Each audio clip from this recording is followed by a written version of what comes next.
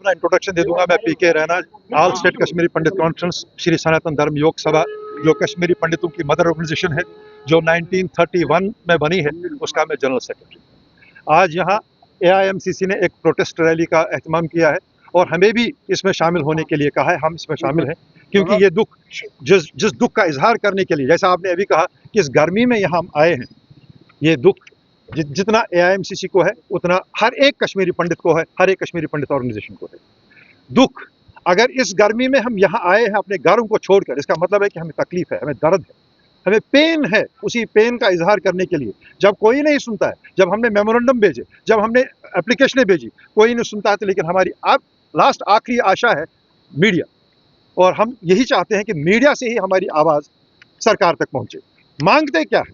मांगते हैं हम किसी का गला, हम पत्थर नहीं उठाते हैं। आप ये देखिए, जितना हमने सहा, हमने कभी अपने हाथ में ना पत्थर उठाया, ना हमने बंदूक उठाया, ना हमने किसी को गाली दे दी।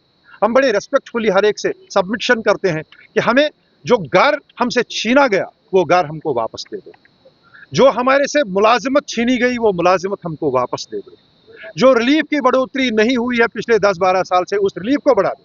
यहाँ मैं एक बार, अभी मैंने कहा, एक बार फिर कहूँगा कि ये रिलीफ जो सरकार हमें देती है, ये खैरात नहीं देती है। ये हमने बिलियंस एंड ट्रिलियंस की प्रॉपर्टी वहाँ कश्मीर में छोड़ी है, उसका सूद हमें दे दो। हम आपसे खैरात नहीं चाहते हैं, हम आपसे लोन नहीं चाहते हैं। हम चाहते हैं कि जो प्रॉपर्टी हमारी है, बिकॉज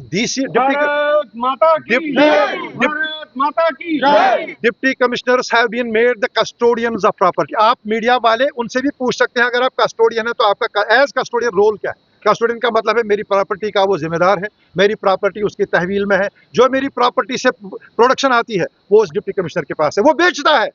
ऐसा नहीं है कि वो बेचता नहीं है, डिप्टी कमिश्नर इज इन्वॉल्व। अगर हमारे पास हमारी जमीनों पर इस वक्त नाजायज कब्जा किया गया, एनक्रोचमेंट किया गया, Jammu Kashmir administration, revenue department is equally responsible for that. अगर हमारे मंदिरों को, हम चाहते हैं टेम्पल्स एंड श्राइन्स बिल, अगर औकाफ है मुसलमानों का संरक्षण करने के लिए उनकी रिलीजियस प्रॉपर्टी का, अगर सरदारों का उनकी रिलीजियस प्रॉपर्टी के लिए उनका एक बोर्ड है, तो हमारी प्रॉपर्टी को संरक्षण देने के लिए बोर्ड क्यों नहीं बनता है?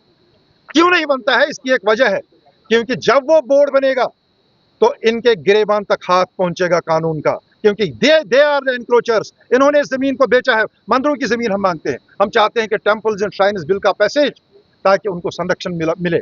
हम चाहते हैं कि जो हमारा सेटलमेंट है, जो रिलीफ एंड रिहेबिलिटेशन की बात करेंगे, हमारा रिलीफ कमिश्नर साहब यहाँ है, उसका नाम ही है रिलीफ एंड रिहेबिलिटेशन। ना रिलीफ बढ़ता है, ना रिहेबिलिटेशन हो रही है। तो डिपार्टमेंट का मकसद क्या है?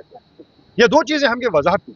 इसी मकसद की इस गर्मी में, तपती धूप में हम यहाँ आए हैं, और यही उम्मीद करते हैं कि आपकी वसातत से, जो मीडिया है, तो हमारी बात सरकार तक पहुंच जाएगी और जरूर हमारे इन मुद्दों को पूरा किया जाएगा। धन्यवाद।